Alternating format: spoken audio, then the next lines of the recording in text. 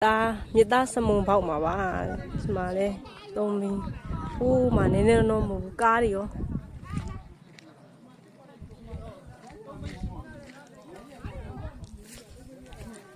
မကြည့်အောင်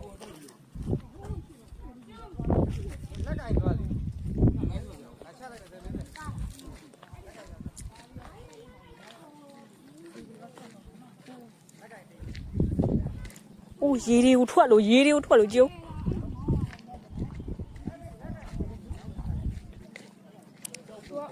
က်ထဲမှာမြေကြီးထားတဲ့အချိန်နဲ့တ